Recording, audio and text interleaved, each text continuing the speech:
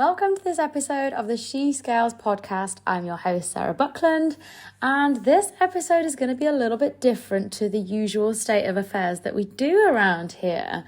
Usually we're talking about business, content, sales, launching, all the things that are more typical to scaling an online profitable business. This episode is going to be about how to prep for traveling the world. Now you might be like, what? But as you continue to scale the business, there's going to be some time at some point where you're looking to go abroad, whether that's a short trip, whether it's a long trip, whether it is doing the digital nomad lifestyle and having time and location, complete freedom and independence and moving around, whether it is visiting family on the other side of the world, whether it is going to international retreats and events, or whether specifically you're looking at the Bali retreat and you're thinking, oh my gosh, I have not done a long haul flight before, or oh my gosh, I've never traveled with the business before, or oh my gosh, I've never traveled as a lone female before. If you have said, if any of those questions are familiar or things that you've been asking yourself, you're going to find value from this episode. I'm going to be sharing some of my own tips as someone that's done a lot of travel with the business, a lot of travel as a solo female with and without, before I started the business. So I'm going to give you some very actionable, here's what to do before you leave, and here's what to do upon landing.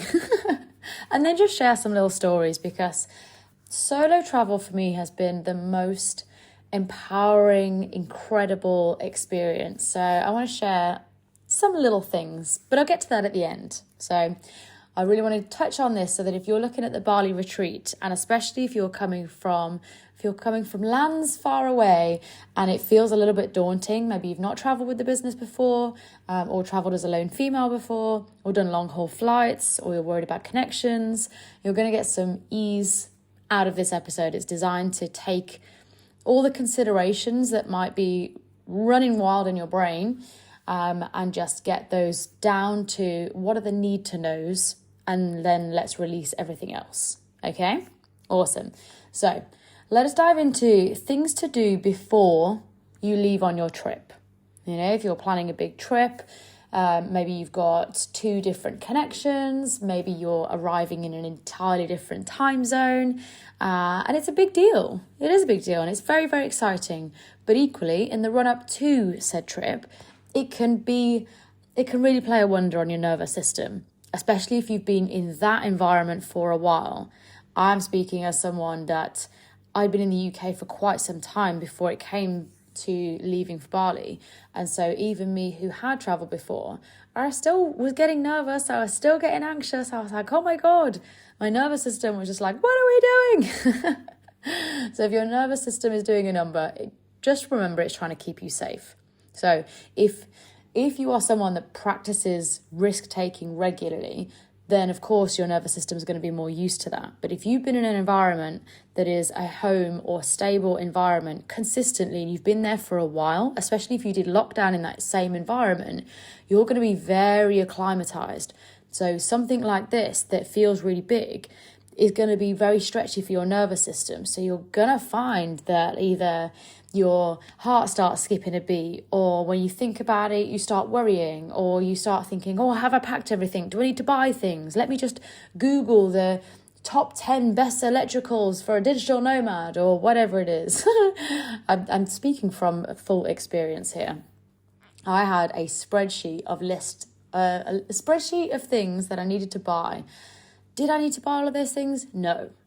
Did I actually buy all of those things? No. I've made really, really good lists and then eliminated lots of it. So let us get into the actual essential things that you need. Before you go, I'm assuming here that you are potentially traveling as a lone female and doing at least one connection if you're doing a long haul flight. So most essential thing before we do anything else, check your passport expiry date. There has to be 6 months left before your passport expires. Otherwise, most places won't let you travel. You can turn up at the airport, you can have bought your flights, you can have paid in full, you could have paid for the whole trip. But if you haven't left 6 months at least on your passport, They're not letting you on, honey boo. They're not. So make sure, because I'm sure Bali definitely have this rule, and pretty much any connection, whether you come through Dubai or whether you come through Singapore or you come through Istanbul, they will all have the 6-month rule. This is pretty standard for international flights. Don't be the one that is caught out by not knowing this rule, okay? If you've got like 8 months or less, maybe it's worth getting your new passport just sooner rather than later. So passport expiry, make sure you have at least 6 months. Number 2, when you're buying your flights, try and get a time that is going to be the morning, especially if there's quite a big time zone difference between the place that you're going to. Try and get a landing time that is in either the morning or early afternoon of the place that you're going to, just so that you've got some time on the other side to familiarise yourself, get out the airport, figure out where it is you need to be, get to the new place, rather than doing everything in the evening. Maybe that's just personal preference to me. I like to arrive in daylight and be able to find my way around. If you're coming to the Bali retreat, all you need to do is arrive at the airport and I will take care of the rest for you. We'll have a driver waiting for you, ready to bring you to the villa. So some other useful things that I find that they've either saved me money or saved me stress, or both. One is the currency converter app. This is a free app. I think there's a few different versions. But if you go onto the App Store, download a currency converter app. This has saved me so much money. Just so that it doesn't matter where I'm going, I have a familiar baseline for what to expect. So I'll always try and work out, like, what is the currency? What's something that I could easily remember? So that even if I arrive and my Wi-Fi isn't working for some reason, how can I always know roughly what to expect? This is a rule of thumb. You're going to hear this multiple times, that if I arrive somewhere and for whatever reason and nothing is working, I know how to get around. This is where female independence, like if you've traveled solo, you will plan for all eventualities because you can't not. Or you've learned from the times that you didn't plan these things and it did go wrong. Nothing like arriving in a country with your Wi-Fi and data not working and the things that you need to access only accessible when you've got Wi-Fi. And you're in a different time zone and you can't call anyone for help. So yes, definitely been there. So number 1 is your currency converter app. This will save you money. And just as a rule of thumb, go to the currency of the place that you're going to be landing in and what's something that you could easily remember. So for Bali, for example, they use rupiah, Indonesian rupiah. And as a sort of metric baseline, because they work in millions. So 1 million is £50. So it goes without saying that 100k to them, or to rupiah, is the equivalent of, give or take, £5 So I know that when I get to the airport, if I see things in like 100,000, 200,000, that's the equivalent of £5, £10, and I can work everything in my head without having to get out currency converter. So I just like to be completely self-sufficient. It also is very helpful if you get to places and people are trying to throw, prices at you thinking, oh, this person's a tourist, they won't know any different. And you're like, I do, actually. You can't get caught out if you know the prices or what they should be. I would also, just as another little add-on here, look in Facebook groups of the place that you're going to find out what the average costs for stuff are.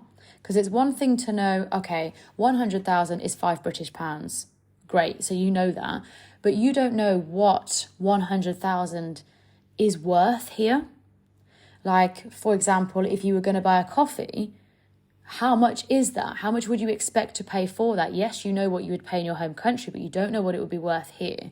And this is where a lot of tourists can accidentally fall prey to being victims here, or in anywhere, to be honest. If you look like a tourist, anywhere we've been, there's always been a few cheeky locals being like, I wonder if we can get away with something here. And they will try their luck. And I will be there whipping out my currency converter app, being like, no, it's no, it's fucking not. Without saying that, because I usually, we did this in Mexico. It was like 1 week into the trip. I'm going on a little storytelling tale, but this was our first week into what was going to be a 6-month trip. And I was with my bestie, and we were paying for something where I think we were going on a day trip to go and swim with whale sharks. So we'd gone to a little newsagent. We were picking up some snacks before we go. And the newsagent said the price, and we were only just learning Spanish. I could barely count to 10. And he said the price, and I was like, I don't think that's right. So as my friend was paying, like she was literally handing over the cash, I whipped out my currency converter app.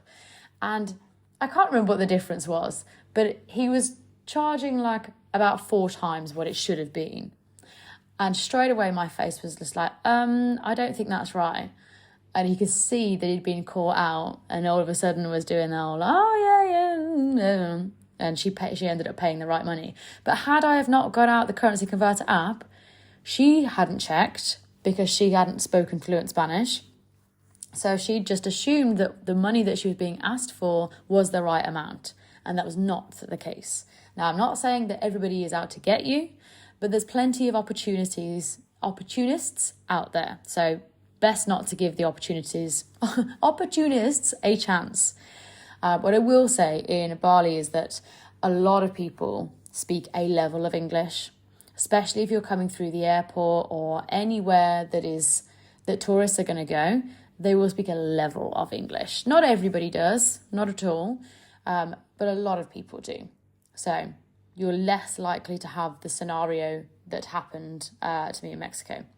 But anyway, back on track. So we've got currency converter app. We've got your passport with more than 6 months before the expiry date. What we also want is for you to plan your visas in advance. So what are the arrival requirements for the country that you're going to? Always helpful to know in advance, always handy for you to have left enough time, especially if it's something that needs to be applied for in advance. If you're coming to the Bali retreat, you can get it in advance. It's not essential. You can get it at the airport. So there's a visitor on arrival, it's called VOA, which is the tourist visa. And that lasts for 60 days. It's 30 days and you can get a 30-day extension. So you can have up to 60 days without really needing to jump through too many hoops.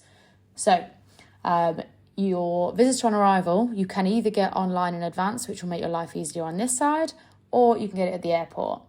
Won't make any significant difference. It might just mean a slightly longer queue. I don't think I have ever bought my visitor on arrival in advance. I can't quite remember. It's very easy to do at the airport if you didn't get a chance to do it in advance. But if you want to do it for peace of mind, absolutely. And just as a little reference point here, just watch what you are paying online. Make sure it's a legitimate website.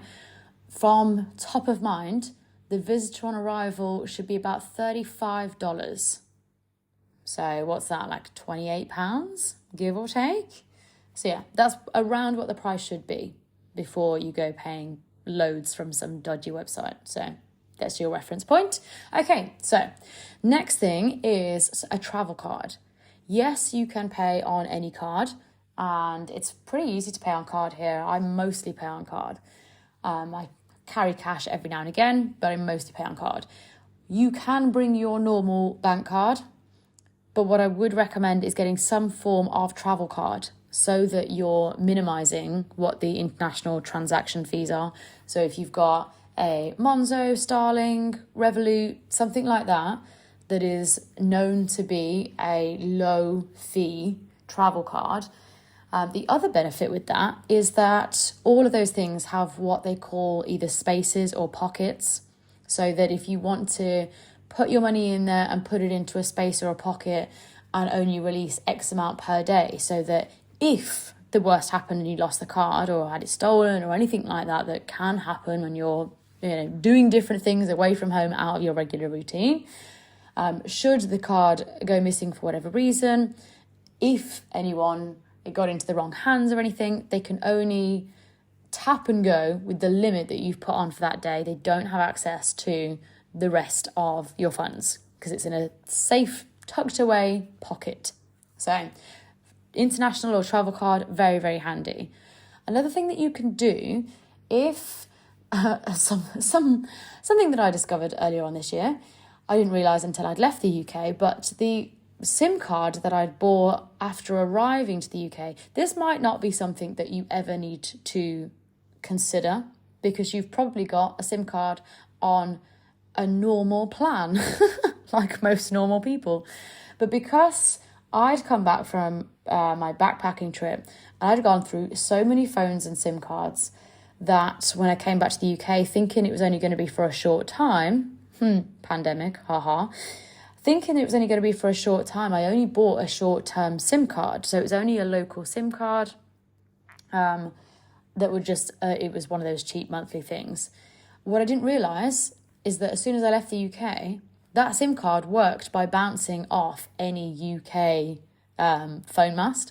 So when I left the UK and there were no UK phone masts for it to bounce off, obviously it stopped working because you don't get UK phone masts in like Singapore and Indonesia, funnily enough.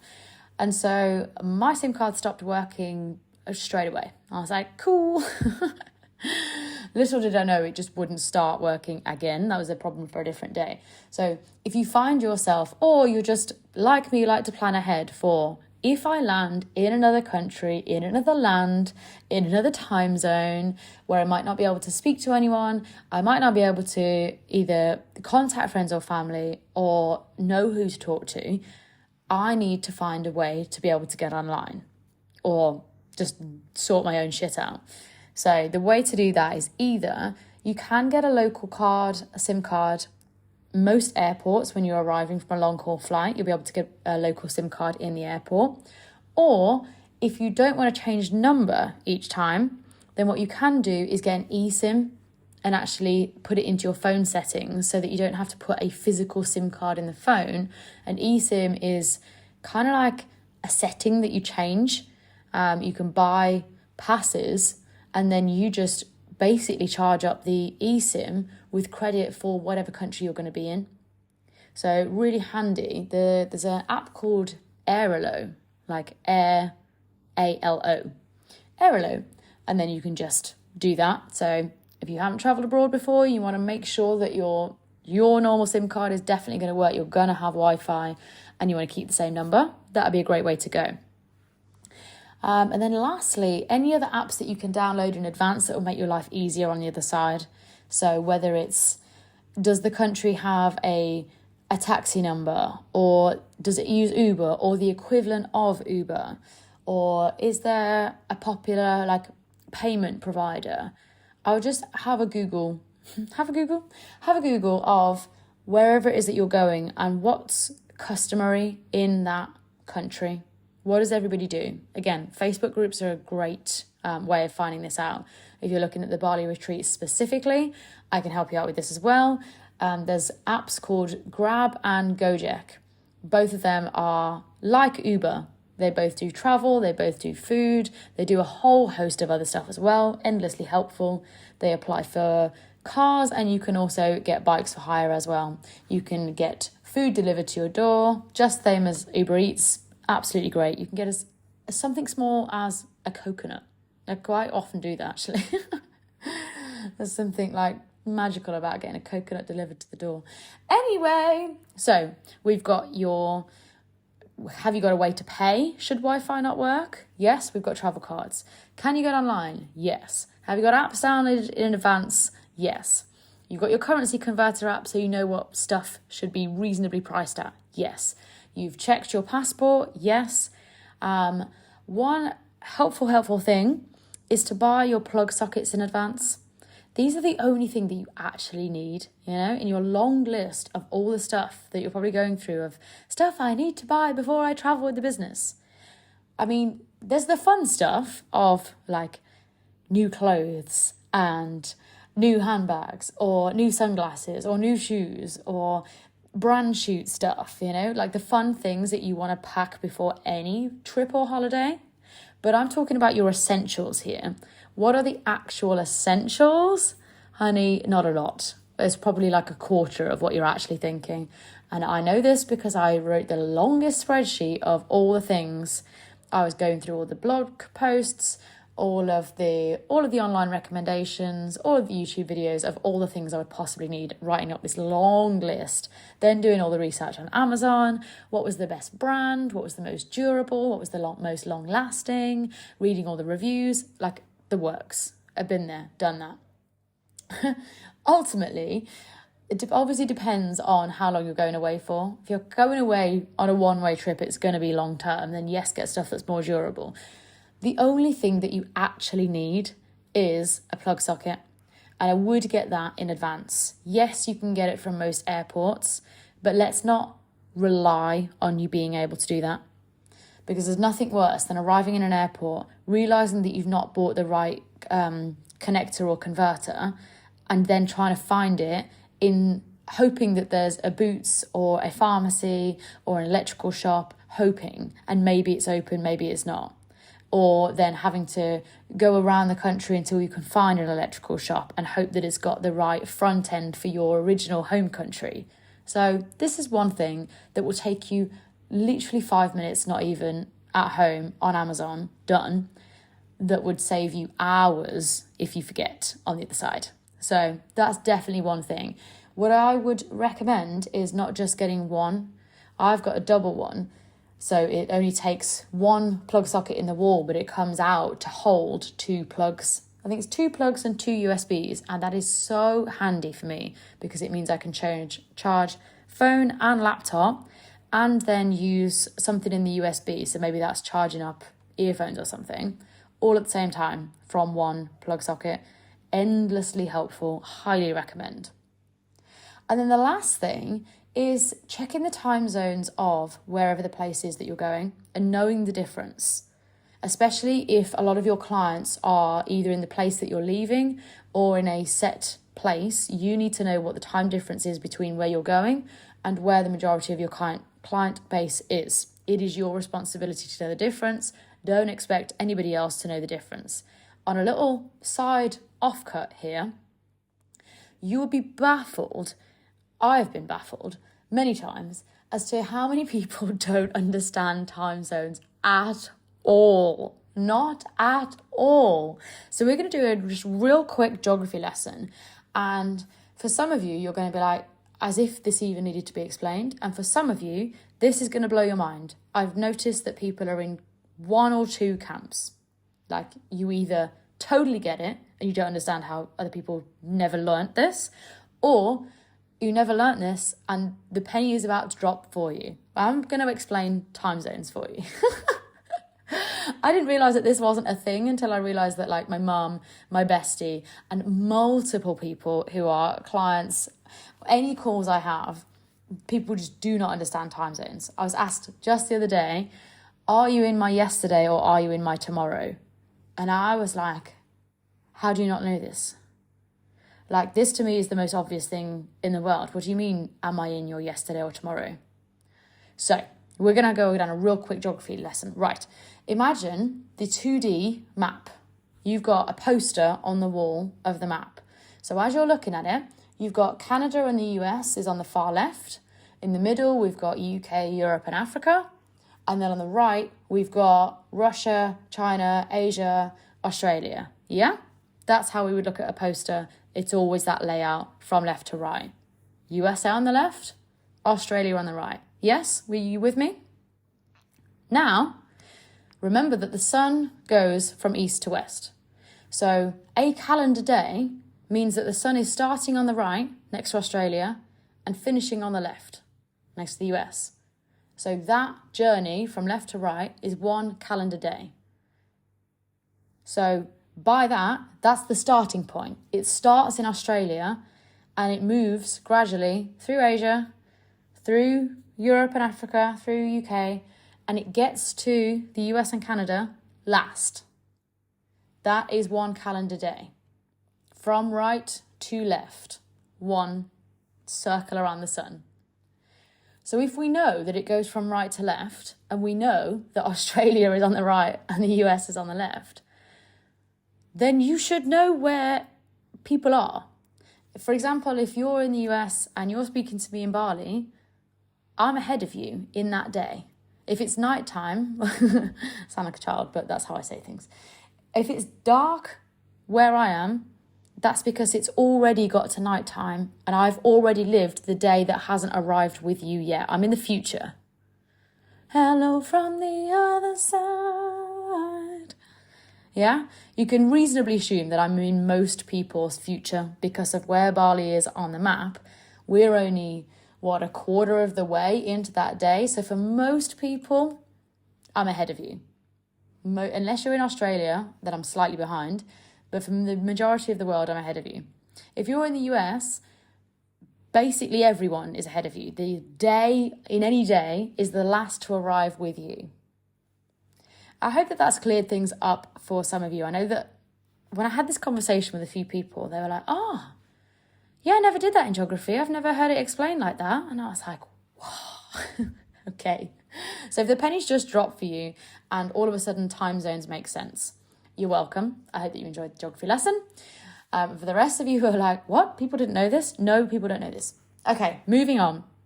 Check the time zones of the place that you're going and make sure you know the difference between where you're landing and what the time difference will be between the majority of the people that you serve or in the key areas. It is your responsibility to know the difference. You'll be the one that needs to change all of your clocks in all of your software ASAP so that it's going to cause minimal disruption to your clients, especially, also talking from experience here, if you've got automated emails that go out or that have countdown timers in and you haven't remembered to change the clock settings in the software that those emails are going out from. So you're sending out emails saying, this link expires in 5 hours, but it actually expired like 24 hours ago. Yes, been there, done that. Figured out the hard way. So check your time zones. Just make sure, it's your responsibility to know the difference between where you are, where your clients are, and just keep everyone in the loop. Okay, so you've done your setup, you've packed, you've got your multiple outfits. Always take extra outfits for, you never know where content opportunities might come. Also, I'm going to say this for the Bali retreat, but for anywhere in general, I always think, especially if you're from a Western country, it's going to be far easier for you to get clothes. So again, just to make your life easier, buy a load of shit at home. Yes, of course, you'll want to go shopping when you get here or anywhere, and that can be a really fun part of any trip. But if you're looking for brand colours, that's going to be far easier for you to get in your home country before doing travel. So keep that in mind. And I think that's it for all the preparing. Now, there's a couple of bits that, when you're arriving, I kind of touched on it then, but getting your software up to date and updating all the time zones manually is one of your first priorities.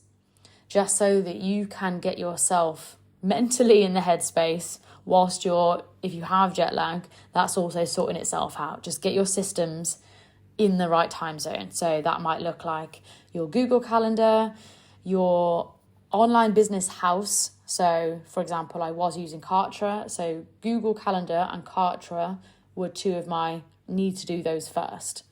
And I'm now moving platform, but when the new platform, and Stripe is another handy one as well. Making sure that your payment processor, especially if people are used to paying certain things on certain days. So if you use subscriptions, if you've got memberships, group programs, and people pay on certain days, make sure that your payment processor is in the right time zone. Okay, so we've got your software up to date. You've got your local SIM, which means that you can get about on your phone. You know your arrival time and you know your destination. One more thing that I'm just going to mention quickly that is a before you travel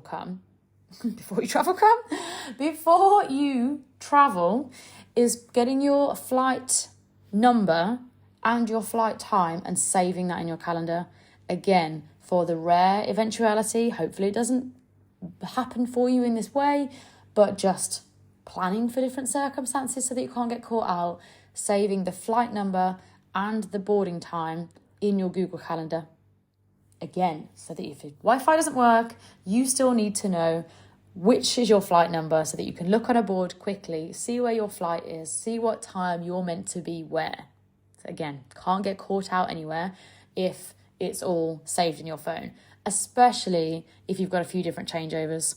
If you've never done overnight travel before or long distance travel, it can be a little bit, obviously your brain function is going to deteriorate if you are low on sleep, you're disorientated because it's the middle of the night somewhere. You've got off one flight and you're navigating your way through this unfamiliar airport to go find another flight somewhere. Obviously, your concentration is going to be lower despite trying. You're going to be tired. Maybe you've had a coffee, a wine. Your body's not sure whether to speed up, slow down. It's not really sure what's going on. So just save important shit in your phone where you can find it. That goes for anything. Same with your boarding pass. Also, don't save it in your Google Drive file. Again, because if your Google Drive doesn't load, you're buggered. So save it somewhere in your files or somewhere where you can access offline. Okay, skipping back into arriving. The only other thing that I'd say, assuming you know how to get to your accommodation, you know what to expect pricing wise, you've got your currency converter, you're good. Happy days. The only other thing then I'd say is having people to meet at some point. Doesn't have to be immediately upon landing, but it's always nice to have a meetup arranged or at least know where to go to find your people. So it can be nice to either put a photo in a Facebook group, see what groups are for the area that you're going to, just so that you can meet people. If you're coming to the retreat, you could either land at the same time as people that are also landing, or you can speak to me, see what days people are landing, or maybe I'll come to the airport myself. We shall see. So yeah, I think having people that you can meet not just takes a bit of pressure off, but it just makes the ease in, especially if you're coming on a longer trip, a bit more familiar or feeling like you've got people around. Okay. That's all the kind of logistical things. Now I just want to tell you a little story because female solo travel has been one of the most incredible things that I've ever done. And yes, it can be a little bit daunting, but this is where such confidence comes from. Because when you travel with someone else, you've kind of got a safety wing, yeah? You've got someone in your bubble with you. Whereas when you are traveling solo and you don't have that person with you, you're going to have to book your ideas up. It's going to get a little bit uncomfortable, or you might be out of your comfort zone, or you might find that you're landing in a country where you don't speak the language. And even if it's only for a crossover and you're only there for an hour and a half or something, it can still be unfamiliar. So I just kind of want to prep you for that, because I'm someone that's done a lot of flights, a lot of solo flights, and travel with business. So I can tick all of those boxes. But I do remember my first solo flight and the trip that I mentioned earlier when I'd done backpacking with my bestie. So we'd been side by side for about 8 months by this point. And we'd done all of South America, and then we'd gone to Australia. We'd done all the East Coast. And then it was time she'd got a family occasion to go back to the UK for. So she left Australia before me. I stayed, did my farm work. Never again.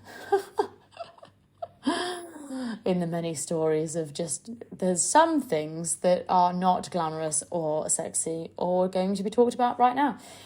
So it was me leaving Australia. I picked 3 places to travel solo on my way back to the UK. And that was Bali, Philippines, Vietnam. They were all places I wanted to go. I'd got about a 3-month window. So I literally was like, right, I'm going to pick 3 places, do give or take a month in each, and then I'll be back in the UK in time for Christmas. That was the plan. And so I actually have some family in Sydney. So it was my uncle that dropped me to Sydney International Airport. And that was the first time I'd felt properly alone. My friend had gone a while ago, but because I'd done some part-time work, I'd moved around a bit, I'd had family and friends in the area. So it wasn't until getting dropped at the airport with all of my bags, about to start a whole new adventure, with my bestie very visibly not at my side, that all of a sudden it felt much bigger, much bigger. daunting, but exciting. I was prepped. I'd done a lot of travel with her. I knew I already had, you're going to find out actually, I'm a bit of a nerd when it comes to travel. I'd got a spreadsheet for each place. I'd got notes on my phone of all the best things to do in each area. I'd got a vague travel plan of where I wanted to be and when. I knew the currency. I'm not someone that wings travel. No, especially on your own. You can't. It's one thing to travel in a group of friends and be like, not even, there's some lazy ones that do leave it to everybody else to be the planner. I am actively the planner. I'm just going to hold my hands up. And so me arriving at the airport, feeling a little bit daunted, but I knew exactly where I was going. I knew how to get there. So there was none of the, I don't know what to expect, other than I was about to go to 3 countries that I'd never been before, and I had no idea what to expect. You can only plan so much. And so walking through Sydney International Airport, such a big airport, waving goodbyes to my uncle, and then sort of walking through the gate, out of sight, that's when my kind of a little voice kicks in to be like, okay, you're on your own now. So it's partly daunting, but partly really exciting. And that trip was incredible. But I actually want to fast forward to, because that was the first solo trip, but I was just a backpacker then. Just a backpacker. But my first flight, the one-way flight coming out to Bali, felt entirely different, because that wasn't just backpacker going on adventure. This was business owner, and even though I'd been to the place before, I'd been to Bali, knew how to get my way around, knew the area, knew the local customs, knew that I'd be fine. But there were so many more unknowns, because this was the first time traveling with the business. And so the flight felt really big for that as well. Mom dropped me at the airport, again, waving her off, could see that she was bawling her eyes out. And I'm walking through, feeling very different, but so excited. So excited. I'd say I was more daunted in the days leading up to it, but on the day itself, I was like, oh my God, this is incredible. This is life-changing. We're never going to be the same after this. And we weren't. And I want to just share with you because, I do remember now, it was my birthday. I didn't plan it to be on my birthday. It just happened to be. I left it to the point where I was like, Sarah, no more. Book your flight right now. And of the days that I wanted to go end of September, but like flights were super expensive end of September, so it was going to be early October, and it just so happened that the 6th of October, yes, that's my birthday, was by far the best flight. So I hadn't really wanted to spend my birthday alone in a metal tube in the sky, but I was like, whatever, that's what's happening now. And so I waved my mum off, walked through the airport, found a little lounge to check and sit and have lunch and some Prosecco, because I was like, whoop, birthday breakfast or birthday lunch, whatever it was. And that was the first time that I was really digesting it. I was just really letting it sink in to be like, this is the start of an incredible adventure. And I'm there ordering my first lunch, sipping on my bubbles, just looking over the lounge and just really letting it sink in. This is one of the biggest benefits that you get from solo travel, is because when you're with someone, you've got someone to talk to, so you don't really pay attention to what's going on around you. But when you're solo, you can just sit. You can sit, enjoy, you can be present, you can people watch, you can just digest and let it all sink in. And the other amazing thing with that is that when you're on your own, people quite often want to talk to you, which again doesn't happen when you're with someone. If you're with a partner or a friend, because you're already a two, you're already in your bubble. Whereas when you're on your own, people will gravitate to you all the time. And it's the nicest thing, because people will you'll get into conversations and you'll just hear stories. I love it. And so I'm sat with my lunch, with my bubbles. I think I ordered a second glass as well, because I was like, woo, treat yourself. This is the start of a trip and it's your birthday. And a lady came and sat down next to me, and she was a little bit older, but I remember her, she might have asked me for the menu, or I can't remember what it was. But anyway, we started chatting, and she explained that she was a business owner. She had a jewellery shop in Cornwall, and was explaining, just telling me about her business, saying that it had been stressful initially, but that it was working. It was a high-end jewellery store. So it had been quite expensive to get going initially with all the products that she needed to buy. But it was going somewhere. She was really excited, and she was on a trip to Singapore to meet her 2 gay best friends to just go celebrate all her achievements. And I was like, how freaking cool. Because I felt like the universe put her there. There was multiple times the universe was there on this trip. First was in the car. What song came on the radio? I'm back and I'm ready to go. What is it? Oh, shout it from the rooftop, shout it out. Baby, I'm ready to go. That song came on when we were driving to the airport. Let me tell you, I had not felt ready until that day. I'd been shitting my pants, quite frankly, even as someone with travel experience, but I'd just been at home too long. My comfort zone was too big. But when that song came on, oh my God, it just brought the biggest smile to my face. I was like, I needed to hear that. That was the universe being like, bitch, you're so ready for this. And so there was that song. Then sitting in the airport, had my bubbles, and what do you know? The only other person that's on her own sits down next to me and starts chatting, and she owns her own business. And get this, she's on the same flight as I am. And so we're laughing, giggling. She orders bubbles as well. We're celebrating. I share that it's my birthday. It's just celebrations all round. Then we get to go and walk to the gate together. And it felt like she was looking after me for that trip. We were sat differently on the flight. But I saw her at the other end, and she wished me well. I'd got another flight connecting from Singapore coming down to Bali. But it was really nice to have someone who felt like she was looking out for me for that first big leg of the trip, and to meet someone who's another business owner doing another international trip. Like, I felt like that was meant to happen. And there's been multiple other things whether it's going to Singapore, whether it's the time where I went to Thailand and I was getting a long flight back to the UK. When you sit as a lone female who's either not looking shy, if you go curl up in a corner and visibly have body language that says don't talk to me, then no one's going to talk to you, and that's absolutely fine.